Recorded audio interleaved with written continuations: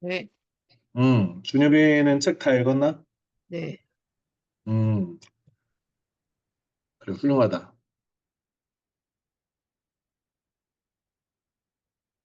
건영아, 유건영, 마이크가 안 되나? 네. 자, 그럼 시작을 해봅시다. 선생님이 지난주에 이어서 우리가 이제 그 사람을 목격한 사람이라는 책을 가지고 얘기를 할 텐데, 이 책의 내용을 가지고 이야기를 하는 것은 어떻게 보면은 동어반복적이고, 좀 선생님이 뭐 꼭 해설을 하지 않아도 이 책에 대해서 어느 정도 이해를 읽으면 이해할 수 있을 정도로 그렇게 어려운 책은 아닌데, 그래서 이 책을 읽고 이 책을 해석하고 이해하는 데 필요한 정보들을 중심으로 오늘 이야기를 풀어갈 생각입니다. 음, 자,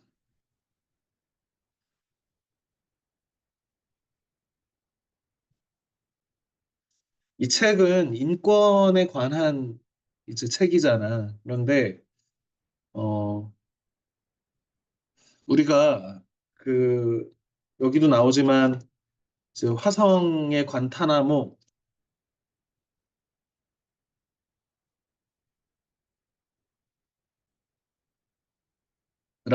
제목의 글이 있는데 이 화성의 관타나모가 과연 무슨 뜻이냐를 이해하기 위해서 인권이라든지 그 무죄추정의 원칙이라든지 이런 것들에 대해서 좀 선생님 설명을 할 생각입니다.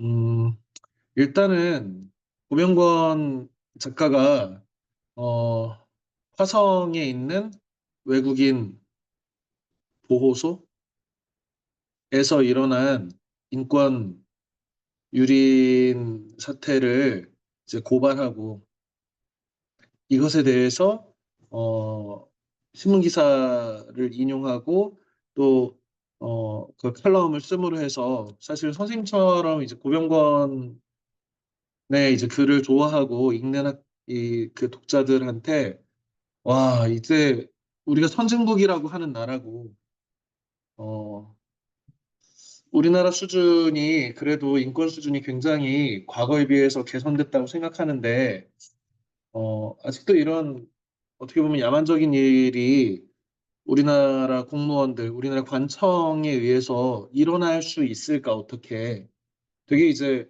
좀 의아한 일이거든. 어, 어떤 나라의 수준을 우리가 본다면 항상 어떤 얘기를 많이 하냐면 그 나라의 화장실을 가보면 그 나라의 그 나라 수준을 알 수 있다라고 하는 얘기들을 많이 한단 말이야.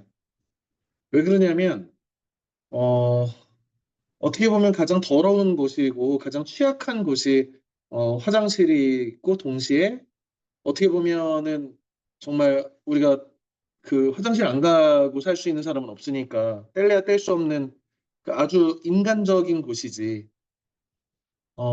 선생님이 생각할 때 뭐 여러 가지를 생각하면서 이 사람이 어떤 개인을 봐도 훌륭한 점도 있고 좀 이렇게 단점이나 모자란 점도 있는데 그 사람을 평가할 때 물론 양쪽을 다 잘 살펴야 하지만 어떤 사람을 이해하는 데 있어서 선생님은 그 사람이 가장 그 어두울 때 혹은 가장 취약할 때 혹은 가장 약한 점이 어디인가가 그 사람을 되게 잘 보여준다고 생각하거든.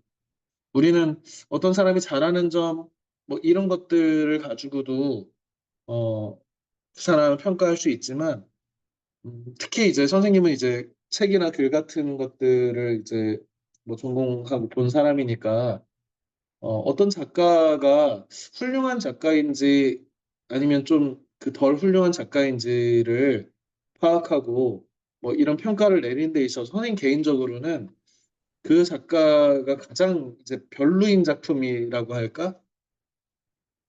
좋은 작품들은 되게 우연히도 되게 잘 만들어지는데 나쁜 작품들은 이렇게 컨디션이 안 좋을 때에 만들어지는 작품이라든지 이런 것들이 사실은 그 사람의 실력을 보여줄 때가 있다고 생각해.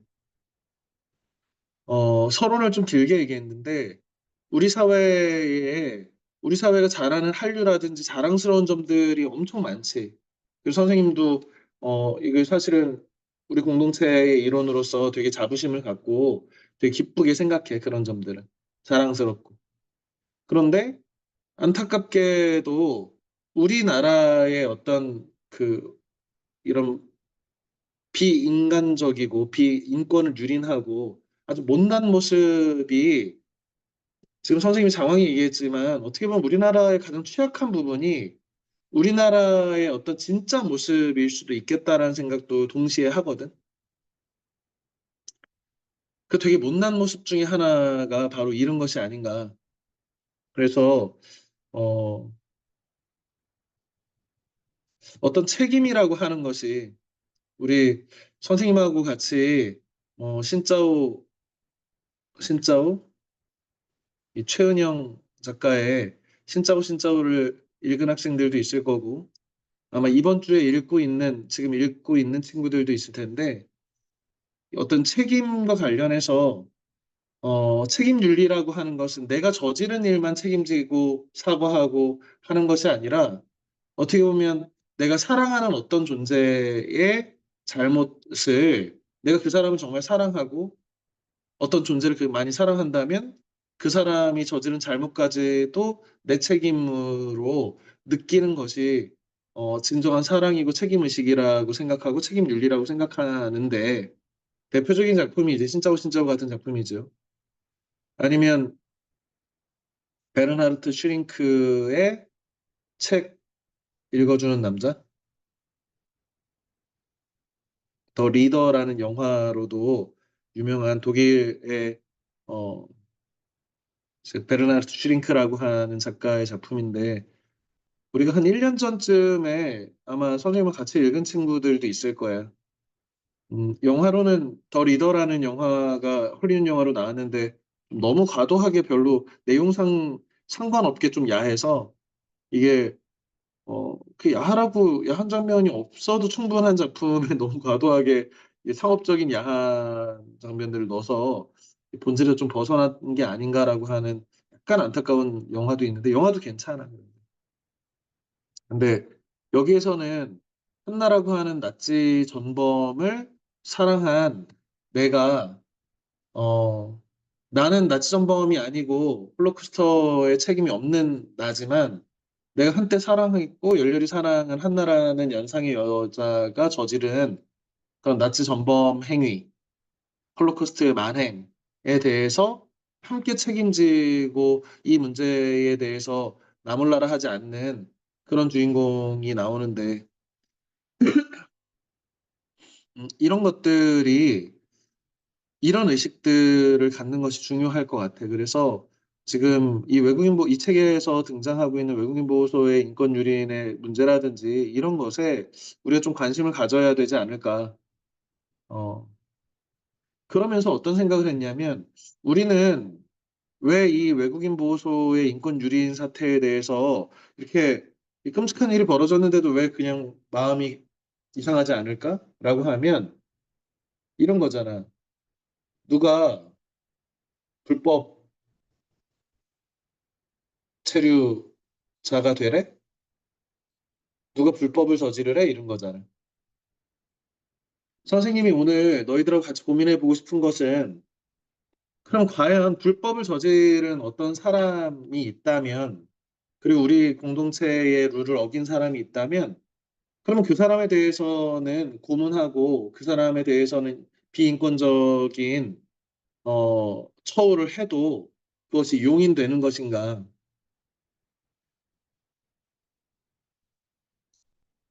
우리는 아유 쌤통이다 라고 생각할 수도 있잖아.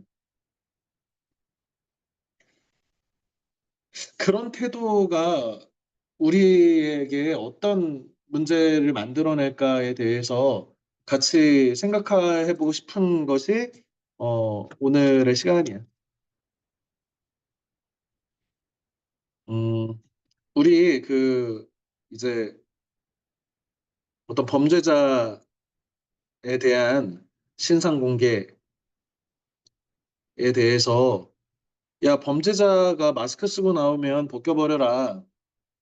유력한 용의자가 잡혔을 때 그 사람에 대해서 어, 마치 그 범죄를 저지른 사람이 100%그 사람인 것처럼 이렇게 얘기를 하면서 신상공개를 하고 그 사람의 물론 신상공개가 그 범죄자에 대한 신상공개가 그 사람이 저지른 다른 여죄들을 함께 밝혀내는 데 도움이 된다든지 아니면 그 사람의 어떤 그 범죄 정보를 우리가 더 잘 알게 되는 그런 공동체의 장점이 있는데도 이 신상 공개에 대해서 과거에 굉장히 신중하고 지금도 사실은 되게 신중한 편인데 그 근거는 바로 무죄 추정의 원칙이야.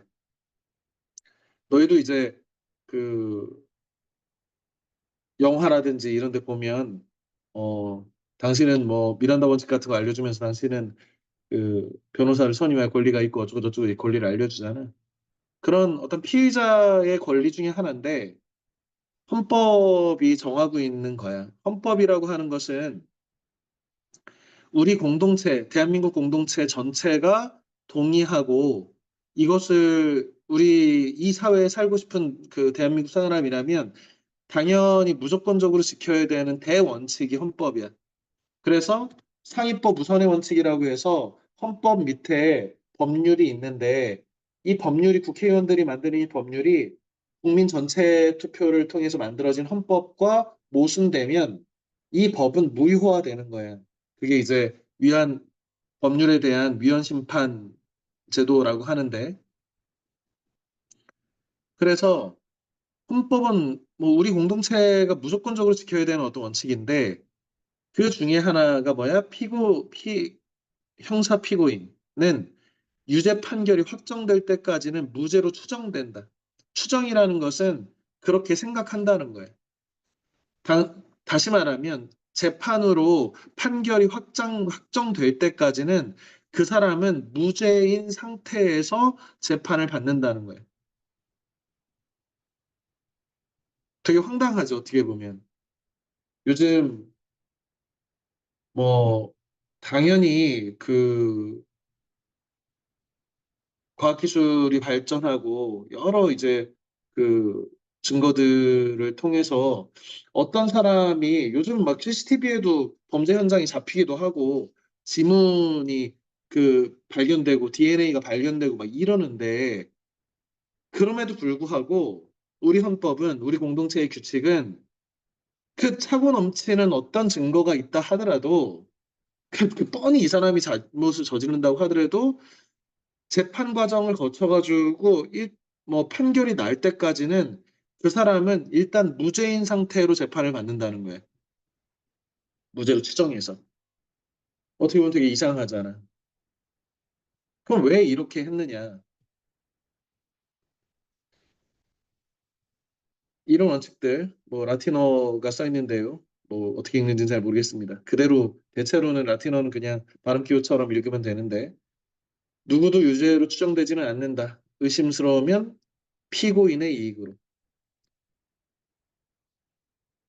고발당한 사람, 그러니까 뭔가 잘 모르겠으면 누구 편 든다는 거야? 피고인 편 든다는 거야. 우리는 사실 그렇게 안 하잖아. 의심스러우면 저 새끼 의심하고 보는 거지. 저거 분명히 나쁜 놈인데. 왜 그러냐면 10명의 범죄자가 도망가는 것이 한 명의 무고한 죄 없는 사람이 고초를 겪는 것보다 낫다라고 하는 거야. 우리 그 볼테르라고 하는 근대 계몽주의 철학자고 지식인인데 무고한 자를 비난하느니 죄 있는 자를 풀어주는 게 낫다. 어, 이렇기 때문에 무죄 추정을 한다는 거야. 왜? 우리가 죄 있는 사람들을 모두 처벌하지 못하는 한이 있어도 적어도 죄 없는 사람 하나를 억울하게 죄가 있다고 죽이거나 고통을 주는 것을 피하자는 거야. 인간은 전지전능한 하나님이 아니고 인간의 판단은 그 어느 인간의 판단이라고 하더라도 오류가 있을 수 있단 말이야. 당연히 오심의 그 가능성들이 있는데 오심의 가능성을 배제하고 그 사람이 완벽하게 어떤 증거로 그 사람이 무죄로 판정이 될 때까지 무죄로 추정하고 재판받게 할 권리를 주고 그리고 그런 권리 속에서 혹시 그 사람이 죄를 지었는데 우리가 잘못해서 풀어줄 수도 있지. 그러면 우리는 속으로는 너무 속상할 거야. 정의가 바로 서지 못한다고. 그건 역시 좋은 일은 아니지만 왜 그렇게 하냐면 그 누구가 억울한 사람 하나가 똑같은 방식으로 풀려날 수 있으니까. 그러니까 의심스러운 진짜 진범 하나를 완벽한 증거가 없다고 해서 정의를 실현하겠다고 그 사람을 처벌하고 사형을 처하고 뭐 이렇게 하는 것이 어쩔 수 없게 그냥 그런 것들을 우리가 정의를 위해서 실현하겠다라고 애쓰는 마음은 어떤 부작용을 낳을 수 있냐면 정말 억울한 사람 어떤 사람을 우리가 죽이는 일을 하게 되는 거지. 그러면 뭐야? 우리 공동체 전체가 범죄를 저지르는 거지. 어떤 사람 공동체 전체가 살인을 하는 것과 같은 거잖아. 죄 없는 사람을 가두고 죽이고 하는 거는. 그러면 그 책임으로부터 우리 개인들은 모르겠다. 검사가 한 거다, 판사가 한 거다. 그렇게 할 수는 없는 거지. 왜? 우리 사회의 문화나 우리 사회의 법에 대한 존중이나 이런 것들이 그런 현상들을 만들어내는 거니까 억울하게 감옥에 갇히고 억울하게 사형을 당하고 하는 사람들이 발생한다면 우리 공동체의 문화 안에서 그런 일들이 벌어진 것이고 그렇기 때문에 우리 역시도 우리가 적어도 대한민국을 사랑하고 우리 대한민국 이 공동체 안에서 살아가는 사람이라면 그걸 완전히 부인할 수는 없다는 거지.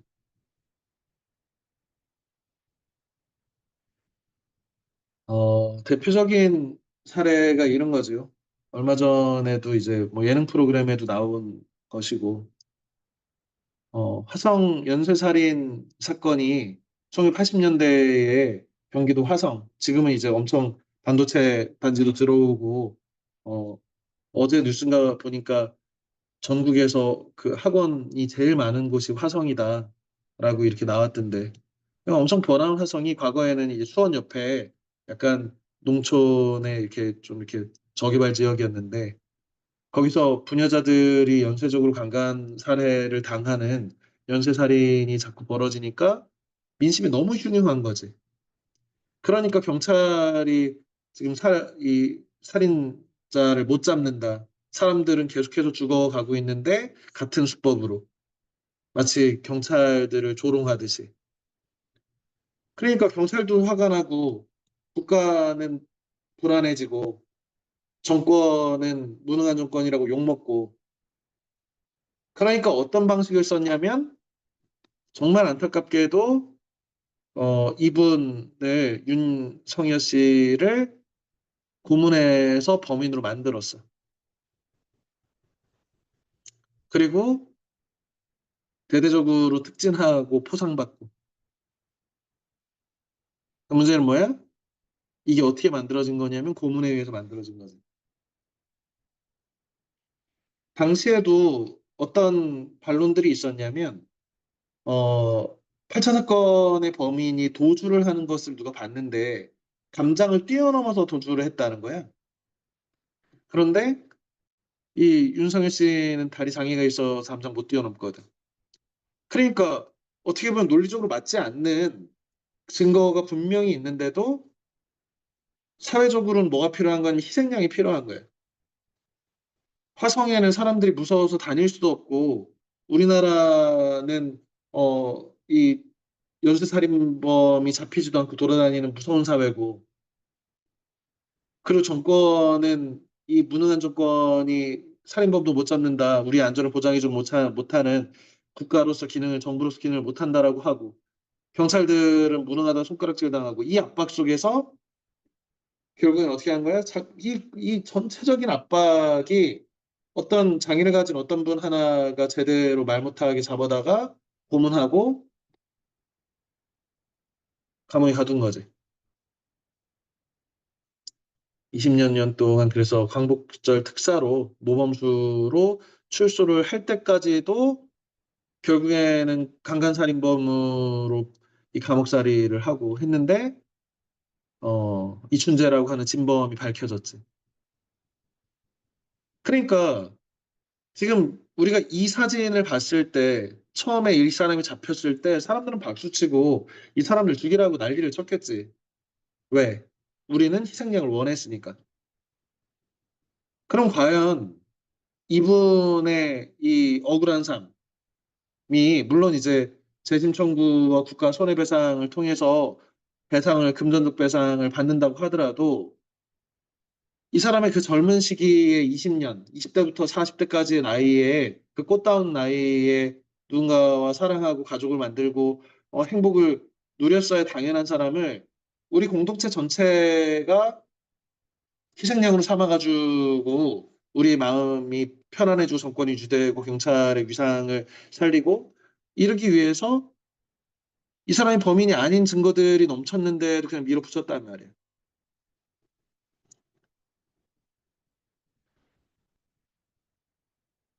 그런 점에서 어 이제 선생님이 소개하고 싶은 것은 세계인권선언문인데 이 세계인권선언은 어떻게 보면은 인간이라면 세계 모든 이 호모 사피엔스 사피엔스 종이 누려야 되는 기본적인 보편적 권리를 명시하겠다고 한 거야. 차별받지 않은 거. 뭐, 다 읽을 수는 없고 이런 것들을 어, 이 책이 우리 고명권의 이 책이 사람을 목격한 사람인데 어떻게 보면 그냥 사람이기 때문에 존중받아야 하고 사람이기만 하면 인권을 존중받아야 하는 자연적인 권리다라고 하는 이런 생각이 이 생각 역시도 사실은 관념의 산물이거든.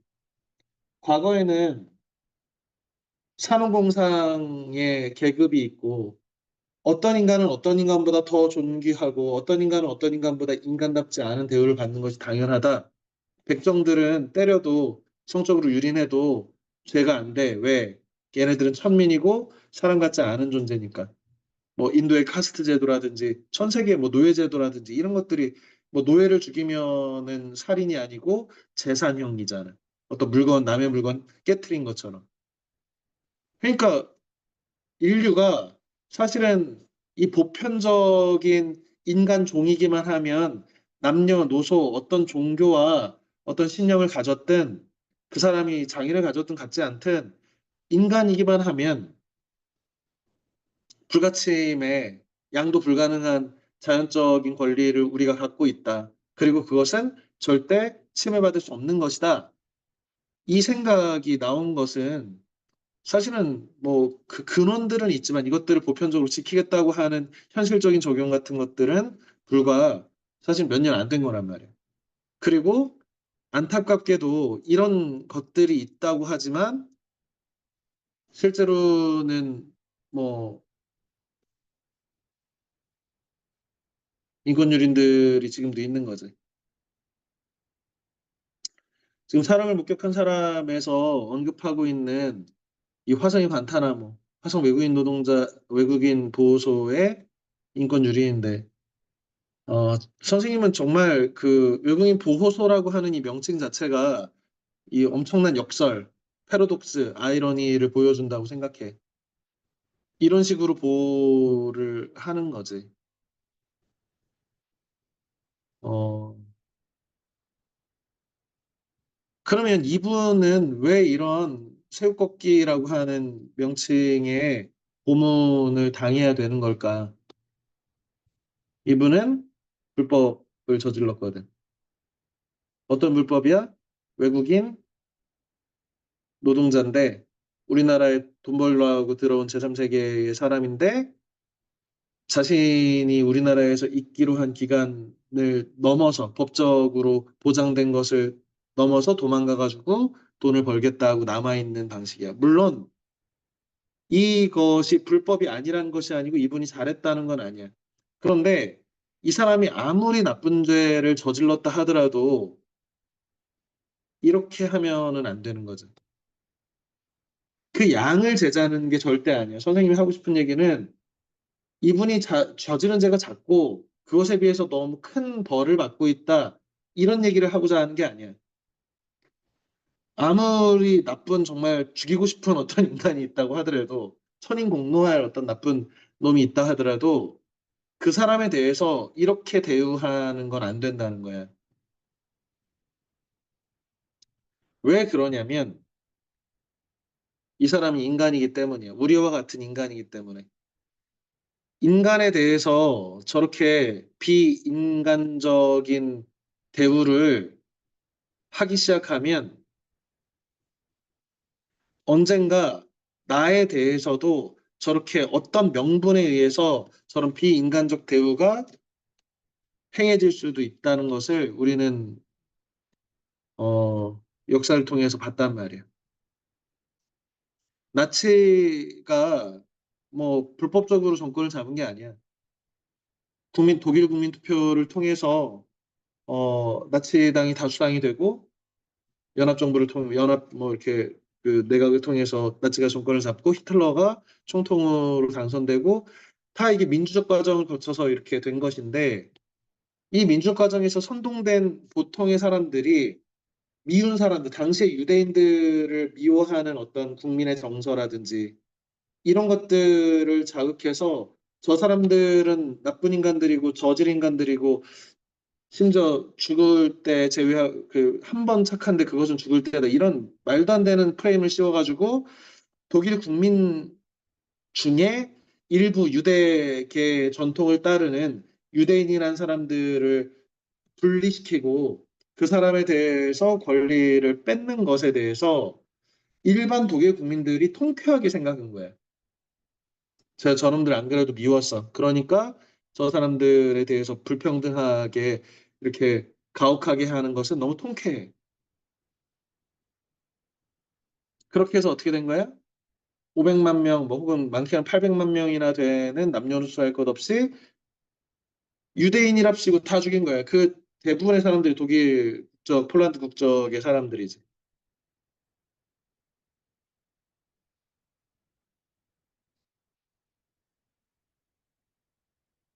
유대인이 무슨 피검사로 해서 무슨 유전자 검사에서 이렇게 나오는 게 아니고 그냥 유대인 같으면 죽이는 거야.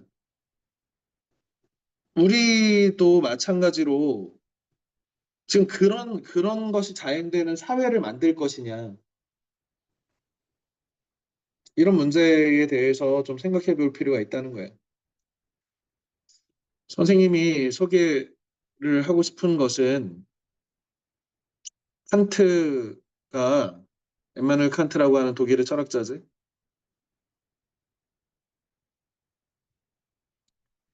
동물은 동물한테는 그 권리가 없다고 생각하는 사람이야. 칸트는 뒤에서도 약간 다룰 텐데. 그런데 동물을 학대하는 것은 잘못이라는 거야. 어? 인간은 부지적인 목적으로서의 권리가 있고, 그러니 인간을 학대하면 안 되는 건 너무 자명한 일인데, 분명히 칸트는 동물한테는 직접적인 권리가 없다는 거야. 예를 들어서 내가 선생님이 갖고 있는 컵을 누가 망가뜨리면 그 사람이 이 컵에 대해서 나한테 배상해야 되듯이 내가 가지고 있는 동물에 대해서 누군가 이렇게 해치거나 학대하면 내 재산에 대한 손해를 끼친 거니까 그런 간접적인 나로 말미암은 간접적인 권리가 소유권자로의 권리가 있을 뿐이라는 거예요. 보호받을 권리가. 그런데 학대를 하면 안 된대. 그럼에도 불구하고. 이민서, 응, 선생님이 전에 한번 이거 설명한 적이 있는데, 그 칸트라는 독일의 철학자가 동물한테는 직접적인 권리는 없지만, 왜 우리는 동물을 학대하면 안 된다고 주장했나?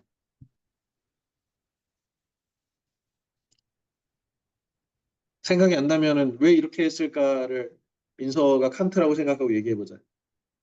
응. 동물도 감정이나 이런 걸 느낄 수 있고 생명이니까. 음, 그렇지. 물론 그런 방식으로 동물한테도 쾌고 감수 능력, 이 그리고 피터 싱어라고 하는 그 미국의 공리주의 철학자인데 살아계셔 이분은. 공리주의라고 하는 것은 행복, 즉 쾌락은 좋은 것이고 고통은 나쁜 것이다. 그래서 쾌락을 높이고 고통을 줄이는 것이 가장 좋은 판단이다라고 하는 것을 유틸리테리어리즘이라고 하는 공리주의라고 하는데 이 공리주의 철학자인 피터 싱어는 그래서 어, 동물 해방, 지금 민서가 얘기한 대로 아이고, 해방이지. 어, 동물 역시도 쾌와 고를 그러니까 행복과 고통을 느낄 수 있는 존재, 그런 능력이 있기 때문에 얘 역시도 공리주의적 윤리관 안에서 얘의 공통이 늘어나는 것은 최대자수의 최대 행복이라고 하는 공리주의 원리에서 어긋나서 동물도 그렇게 고통받게 하면 안 된다라고 주장하는 사람이야. 그런데 선생님이 그 주장하고 이렇게 하고자 하는 이 동물 학대를 하지 말자는 칸트의 주장은 그 좀 다른 결이야. 민서가 잘 말했는데 약간 그 방향이 좀 다른데 어떤 거냐면 동물을 학대하는 것이 인간에 의해서 동물을 학대하면 그 인간이 심성이 나빠진다는 거예요. 동물을 괴롭히고 동물이 고통스러워하는 걸 즐기는 어떤 인간들이 그런 것이 학습이 되면 동물과 유사한 인간에 대해서 우리는 그렇게 곧 이런 학대를 할 가능성이 늘어나는 인간이 된다는 거예요. 그러니까 칸트는 동물한테 권리가 없다 하더라도 동물 학대하지 마라. 왜? 동물과 인간은 유사하기 때문에 인간에 의해서 동물을 학대하면 인간의 마음이 그렇게 학습돼서 고통에 둔감하고 고통받는 어떤 존재를 학대하는 심성이 돼서 동물과 유사한 인간한테도 그렇게 대해도 아무렇지 않은 인간이 만들어지는 것이 우리 사회를 해치기 때문에 이러지 말라는 거야. 선생님이 포착한 그 어떤 판단 중에 하나는 이런 거예요. 우리가 어떤 범죄자에 대해서 이렇게 고문을 하고 인권을 유린하고 하는 것이 일시적인 우리 안에 있는 어떤 정의감 같은 것, 인과응보의 감정, 죄진 사람은 벌 받아야지 라는 감정을 충족시키는 것은 선생님 개인도 그래. 아유, 쌤통이다. 속 시원하다. 저, 저런 나쁜 놈 제대로 벌 받았다. 그런데 이런 마음이 자칫하다 보면 어떻게 되는 거야? 우리의 이성을 마비시키고 무죄 추정의 원칙을 건너뛰게 하고 우리로 하여금 인간에 대해서 우리가 규정된 합리적이고 인류 보편적인 인권적인 처분을 하지 않는 것을 당연하게 받아들이는 우리의 심성이 된다는 것이 정말 더 걱정스러운 거지. 아마 우리가 이런 사안에 대해서 대부분 사람들이 우리나라 국민들이 지금 현재 이런 일들이 벌어지고 있는데도 어, 이렇게 모르고 있는 것 그리고 뭐 이렇게 별 관심이 없는 것은 이 윤리라고 하는 것이 나와 가까운 사람의 고통이나 이 억울함 같은 것에는 되게 민감하게 반응하지만 나와 좀만 멀어진 사람들의 고통, 내가 잘 모르는 사람의 고통, 아니면 저 불법 체류 노동자들처럼 우리 사회에 불이익을 주는 어떤 사람에 대해서는 완전히 무관심하고 무관심을 넘어서 그들에 대해서는 가혹한 처벌을 하는 것이 되게 우리한테 정의롭다라고 생각하는 그런 감정들이 위험한 감정일 수 있다는 거죠.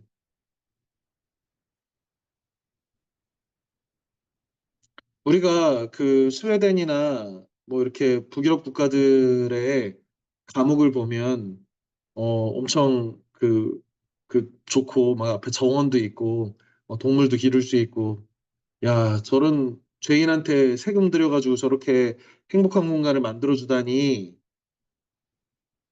라고 이제 욕을 한단 말이야. 아까도 선생님이 얘기했지만 사회의 가장 어두운 곳, 화장실 같은 곳이 어떻게 생겨 먹었는지가 그 사회의 보편적인 어떤 한계점이란 말이에요. 선생님은 그 장면을 볼 때마다 우리는 막 화를 내지. 우리는 그 감옥에 있는 분들의 메뉴판이 이렇게 나온단 말이에요. 그러면은 뭐 아침 부대찌개 이렇게 나오면 우와 씨 우리의 세금으로서 죄진 놈들 부대찌개를 먹여? 점심 메뉴 돈가스. 와, 저 돈으로 가난한 애들 돈가스 먹여라. 쟤는 굶겨라. 김치만 먹여라. 막 이런단 말이야.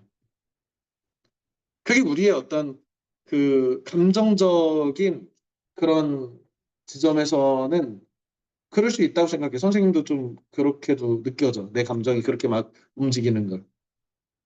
그런데 어떻게 보면 아까부터 선생님이 얘기한 우리나라의 가장 어둡고 가장 안 좋은 곳이 적어도 어느 수준이라면 와, 스웨덴은 죄인들한테도 저 정도 수준을 유지를 해준다면 저 사회가 그러면 가난한 사람이나 힘든 사람들은 저거보다 더 높은 인권으로 만들어 주려고 하겠다.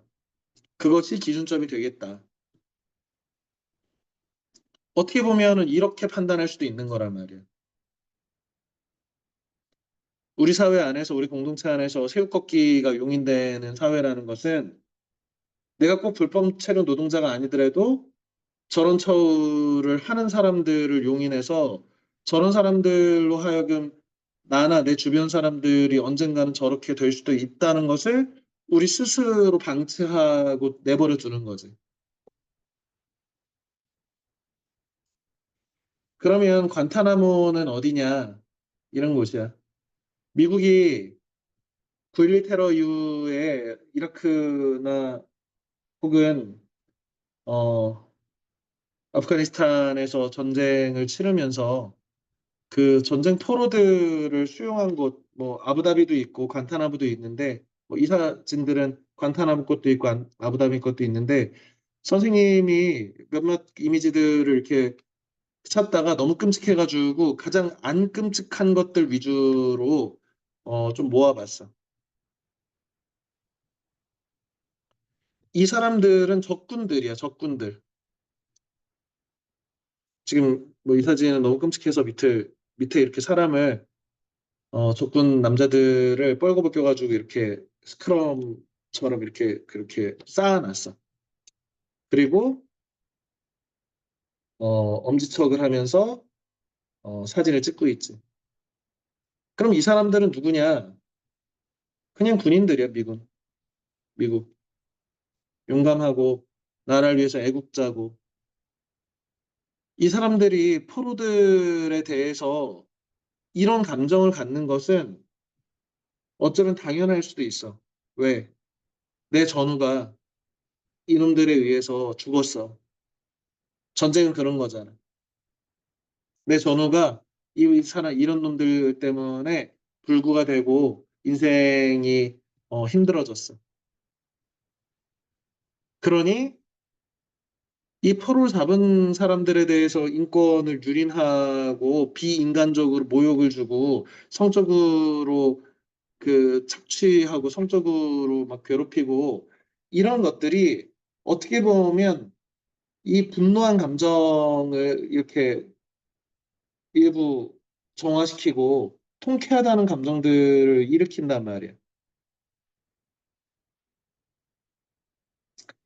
그런데 문제는 아까 선생님이 동물의 인권은 없다 하더라도 그 동물에 대해서 해치는 사람들의 마음이 그런 마음이 되는 것이 문제다라고 한 것처럼 이 선량한 군인들이 적군과 싸우고 나라를 위해서 숭고한 희생을 하는 군인들이 인간들을 이렇게 성적으로 유인하고 사람들에 대해서 이렇게 하는 마음이 만들어지는 그 앞에서 기념사진을 찍으면서 부유의 엄지척을 하고 있는 이런 마음이 만들어지는 것이 어떻게 보면 큰 문제라고 생각해.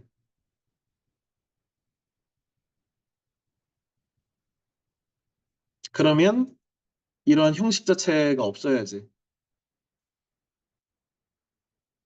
어, 그 다음에 이 고병건의 이 책을 보다 보면 비인간 사람이라는 이상한 표현을 쓰는데 이 사람이라고 하는 이 범주를 꼭, 꼭 호모사피엔스, 인간 종에 국한할 것인가, 동물들도 비인간 사람의 범주로서 존중해야 하는 것이 아니겠는가.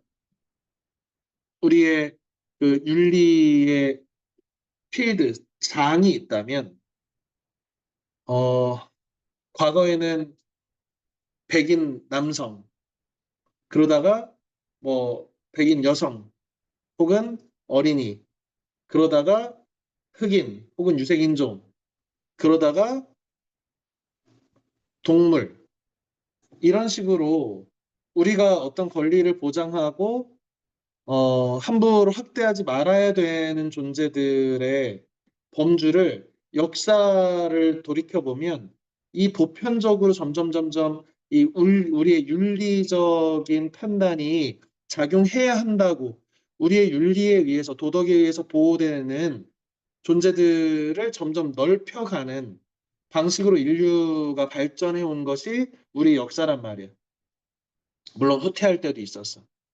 하지만 전체 역사를, 인류의 역사를 보면 점점 과거에 배타적으로 단지 수단이라고 생각했던 존재들에 대해서 여성, 흑인, 어린이 이런 것을 넘어서 이제 비인간 사람이라는 명칭을 통해서 이런 윤리의 범주를 좀 넓히자라고 하는 주장들이 있는 거지. 그래서 아까 선생님이 이 동물에 대해서 철학자들은 어떻게 판단을 하고 있다. 이런 것들, 피터 싱어, 이런 얘기들을 다뤘습니다.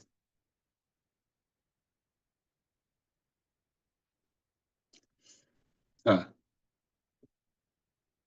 선생님이 아주 좋아하는 배우인데요. 마동석 배우인데. 진실의 방으로.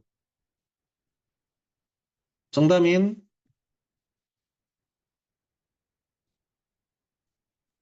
네? 음, 일단 아래 상황은 어떤 상황이지? 음, 저 범죄도시 안 봐서 잘 모르겠는데 그 아, 그래? 마동석이 아마 범죄자한테 뭐 때리려고 어디 끌고 가는 상황이었던 것 같은. 맞습니다. 어, 진실의 방, 뭐, 범죄도시를 본 친구들도 있고 안 본 친구도 있을 텐데, 선생님이 엄청 좋아하는 영화야. 특히 범죄도시 1은 그 장첸이라고 하는 윤계상이라는 배우가 그 조선족 우리 중국 동포들이 이제 이제 한국으로 들어와서 범죄 조직을 만들고 범죄를 저지르면서 내가 하얼빈의 장첸이야 뭐 이러면서 이제 무시무시한 캐릭터를 연기하는데 와 너무 무서운 거야 연기가. 그리고 너무 잔인한 방식으로 막 사람들을 죽이고 괴롭히고 막 이러는 걸 보면서 와 마동석이 정체를 막 두드러 팰 때 어떤 카타르시스, 통쾌감, 정의가 실현되는 것들을 느낀단 말이야. 우리가 알다시피 마동석 배우의 이 피지컬 뭐 이런 것들을 멋있다고 생각하지 선생님도. 선생님도 이 영화를 보면서 자꾸만 범죄자들이 자백을 안 해. 우리는 영화니까 알고 있잖아. 얘네들이 분명히 나쁜 짓을 한 것을 영화로 우리가 다 보여줬어. 그런데 잡아가지고 자백해라 그랬더니 변호사 불러달래. 그리고 나는 모른대. 난 니네 앞에서 얘기 안 하고 묵비권을 행사할 거래. 그러면 어떠냐? 고구마를 한 100개 먹은 것 같은 감정이 되잖아. 그 감정을 우리의 마동석 배우가 해결을 해주는 거야. 어떻게? 자, 진실의 방으로. 그러면 마동석 배우 주변에 있는 형사들이 CCTV도 돌려놓고 아니면 CCTV에서 막 먼지 청소를 한다든지.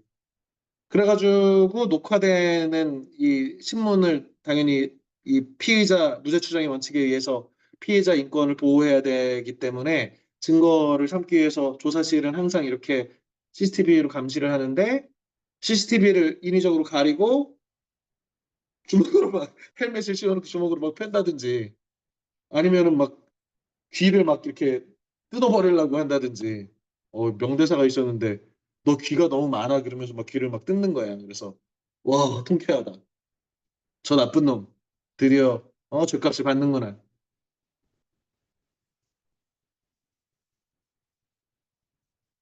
정다민? 정다민? 네, 정신우? 네, 네. 정다민? 이게 네. 왜 문제일까? 자백받으려고 누가 패니까? 이게 이게 잘못되면 어떻게 되는 거야? 경찰이 의심하는 어떤 존재를 봐도 지금 얼굴이 정상은 아니시지 않냐. 고문해가지고 두드려 패가지고 진실의 방해해서 범죄자로 만들어서 억울하게 이렇게 만드는 거죠. 인생, 한 사람 인생을. 어,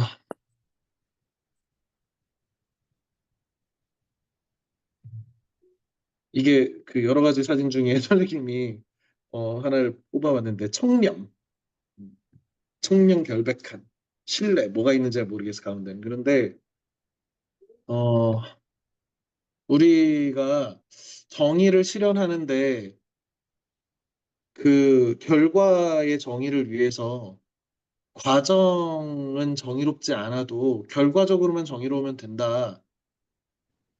불법적인 방법을 통해서라도 혹은 공동체가 용인하지 않은 사적 제재, 우리 사적으로 보복하고 하는 거 있잖아. 왜? 우리 불법소년 문제라든지 죗값을 다 안 받는 사람들이 많이 있다고 생각하는 거야. 죗값에 비해서 그 사람이 겪는 형벌은 너무 미약해. 감옥 안에서 맛있는 거 먹고 잘 지내는 것 같아. 그러니 우리 뭐 이렇게 뭐 그런 영화들 있잖아. 뭐 악마 판사니 무슨 뭐 이런 그 더 글로리 이런 거 보면 감옥 안에 갇혀 있기에도 훨씬 나쁜 죄인들에 대해서 개인들이 사적 제재를 통해서 복수하는 것에 대한 우리의 어떤 통쾌함이 있단 말이야. 그 감정에 대해서 이해 못하는 것은 아니고 선생님 역시도 그럴 때가 있지만 그런 문화가 조장될 때 지금 마동석이 나쁜 놈을 인권을 유린하면서라도 정의를 실현하는 그래서 자백하게 만들고 이렇게 하는 것이 어, 이런 것들이 우리가 웃어 넘기고 이런 것들이 당연하게 예능 뭐 이렇게 예능이라든지 혹은 영화 속에서 이렇게 우리한테 익숙해질 때 우리는 한 단계 후진 나라로 화성의 관타나모 같은 세상을 만드는 거지. 저 사람 저런 죄를 받아도 불법을 저질렀으니 뭐 할 말 없다. 그 자리에 무고한 어떤 사람이 자꾸 등장하는 거지.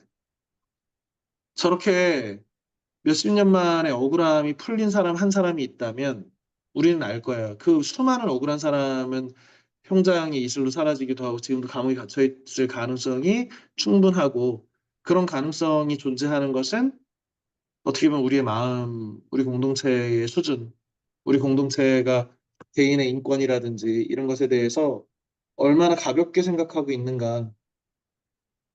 우리 공동체의 어떤 그 정의라는 이름으로 우리 스스로를 너무 강팍하고 잔인하게 만들어가고 있는 것은 아닌가. 그렇게 해서 우리가 얻는 것은 무엇인가. 어, 이런 것에 대해서 생각해 볼 만하다고 생각해. 이 책에 그 뭐 여러 부분들이 선생님은 개인적으로 그런 영감들도 주고 인사이트를 준다고 선생님이 생각하는데 어, 너희들한테는 조금 어려운 책일 수도 있고 공감하기 어려운 내용일 수도 있다고는 생각해. 그런데 이 책을 두루 관통하는 장애인의 문제라든지 불법 체류 외국인 노동자의 문제라든지 어떻게 보면 우리가 그 사람을 사람으로 인정하지 않고 우리와 똑같은 사람으로 인정하지 않고 있는 그 순간에 저 사람은 우리 기업 사람이 아니야. 저 사람 외주업체 노동자니까 우리 책임이 아니야. 이런 순간에 이 사람들이 철저히 인간 대접을 못 받아서 발생하는 문제들이 우리 사회에 자꾸 나타나는 거지. 그것이 지난 시간에 얘기한 불법 점거해서 건물 안에서 시위하는 저 불법적인 시위를 자행하는 사람들, 대목꾼들.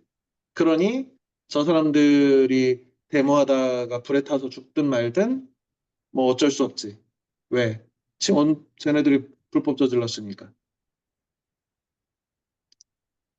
그런데 그 와중에도 저기 사람이 있다라는 거잖아. 이 책의 한마디로 하면 저기 사람이 있다는 얘기를 누군가가 한다는 거야. 어떤 사람? 그것을 최초로 목격한 사람. 목격당한 사람이라고 표현하는 거지. 우리는 가능하면 장애인을 안 보고 살았으면 좋겠고, 그렇게 내가 가난하고 힘든 사람들의 모습을 안 보고 살았으면 좋겠지.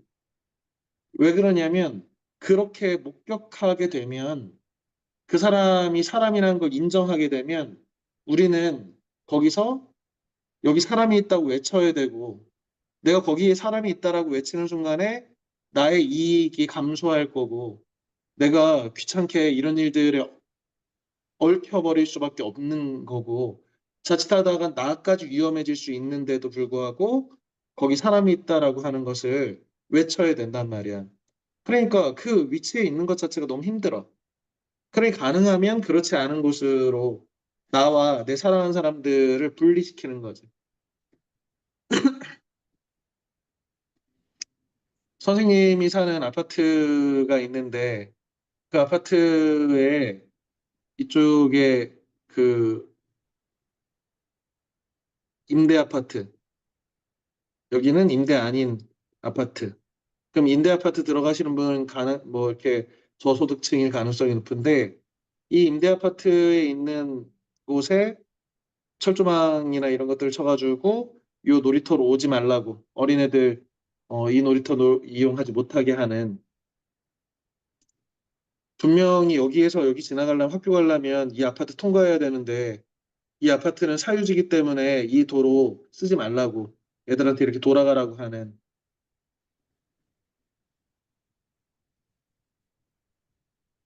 확장해 보면 왜 우리는 이렇게 됐을까? 우리 사회의 수준이 이렇게 전락했을까에 대한 생각들을 이제 하게 되는 장면들이야. 음. 누군가는 이게 뭐 자본주의 자유경제의 폐해라고 생각하고 어떤 사람들은 우리의 도덕이 떨어져서 그렇다고도 하고 이렇게 하는데 원인은 뭔지 모르겠지만 우리가 사람이면 누구나 존중받아야 되고 그것이 굉장히 중요한 우리의 수준을 우리가 아름다운 존재로 인간답고 아름다운 존재로 살아가기 위해서 반드시 필요한 어떤 덕목이라는 것을 어떻게 하면 잊지 않고 살까? 뭐 선생님도 마찬가지로 뭐 완전히 자유로울 수 있는 것 같지는 않아. 그때그때 선생님도 어떤 대상에 대해 굉장히 극한 혐오를 보이기도 하고 뭐 사회적 약자들에 대해서 가능하면 좀 외면하고 내 이익을 추구하는 것들을 바라는 사람이야. 그럼에도 불구하고 우리가 그러면서 느끼는 내가 너무 인간답지 못하고 아름답지 못하고 이렇게 살고 있구나라는 어떤 성찰과 이런 건 역시 아주 없어질 수는 없다고 생각해. 그래서 이런 책들이 고병관이 이제 사랑을 목격한 사람 이런 책들이 우리한테 어, 이런 문제에 대해서 다시 한번 생각하게 한다는 점에서 의미 있는 책이라고 생각하고 기회가 되면 물론 다 읽은 학생들도 있고 할 테지만 더 꼼꼼히 다 못 읽은 학생들도 어, 읽으면서 지금 선생님이 언급한 이슈들에 대해서 이 문제는 나는 어떻게 판단해야 되지? 그럼 내 인생의 인생관에 다른 사람들, 타자들, 이 사회적 약자들에 대해서 어떤 마음이나 어떤 태도로 살아야 될 것인가에 대해서 당연히 본인들이 결정할 문제지, 자유로운 사회에서. 강요할 문제는 아니지만 이런 문제에 대해서 생각해 보자라는 겁니다. 이제 다음 시간 안내를 하고 마칠 텐데, 선생님이 엄청 걱정하고 있어, 사실은. 왜 그러냐면, 다음 주부터 우리가 2주 동안 심리학 책을 할 건데, 통상 이제 그 심리학의 고전들, 이 심리학을 최초로 인간의 마음에 대한 연구를 한 사람들을 이 정신 분석학자들이라고 하는데, 1900년대 초 사람들이야. 그러니까 1800년대까지는 인간의 마음이라는 것을 막 영혼이라든지 이런 식으로 생각했어. 그래서 종교인들이 다룰 만한 것 혹은 철학자들이 다룰 만한 것이라고 생각하다가 프로이드라고 하는 독일 오스트리아 빈 혹은 독일의 이제 그 의사가 인간의 마음 안에는 우리가 의식하지 못하는 무의식이라고 하는 거대한 마음이 있어서 사실 나의 마음을 내가 안다는 것은 아주 일부밖에 안 되고 그 대부분은 그 누구도 인지할 수 없는 거대한 무의식으로 형성돼 있다. 우리의 의식이라고 하는 것은 빙산의 일각처럼 아주 작은 것이다. 그러니 나를 이해하고 인간을 이해하고 이 세계를 이해하는 데 있어서 인간의 무의식을 탐구하는 것이 이 세계에 대한 이해의 근간이 될 수 있다라고 하는 아주 혁신적인 생각을 아이디어를 제공한 거야, 프로이드가. 그 프로이드의 제자이면서 동반자였던 칼 구스타프 융이라는 사람의 이 정신분석 이론에 대해서 다이렉트를 읽으면 너무 어려운 책이어서 융의 그 책들은 선생님도 엄두가 안 날 정도로 어려운 책이야. 선생님 당연히 뭐 너희랑 같이 읽을 만한 책은 아니라고 생각해서 그러면 그보다 훨씬 쉬운 책은 뭐냐? 라고 했을 때 머리스타인이라고 하는 융의 해설자, 정신분석 심리학자인데 융의 이론에 대해서 해설한 책인 융의 영혼의 지도라는 책을 선생님이 선정을 했어. 더군다나 우리 뭐 요즘은 이제 다들 군대 가고 너희 세대한테는 별로 이렇게 큰 인기가 없는 것 같은데 전 세계적인 한류 스타인 BTS의 그 RM이 랩몬스터인가?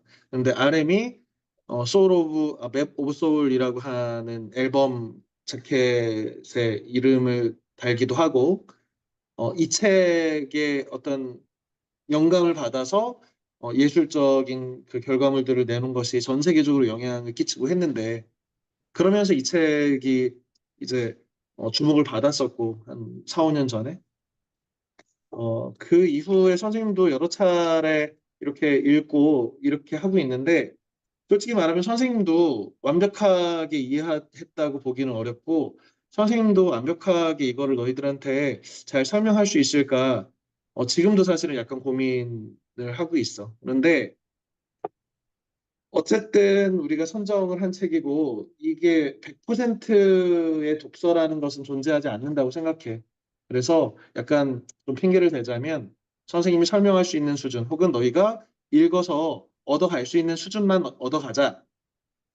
어쨌든 이 책이 총 10장, 8장인가로 되어 있는데 이게 전체 300페이지 정도 되는 책이니까 1장부터 5장까지를 다음 주에 설명하고 나머지 파트를 설명하고 이런 방식으로 진행을 할 겁니다. 그래서 지금 우리 대부분의 학생들 시험 기간이어서 이렇게 바쁘기도 하고 이런 줄은 아는데 그래도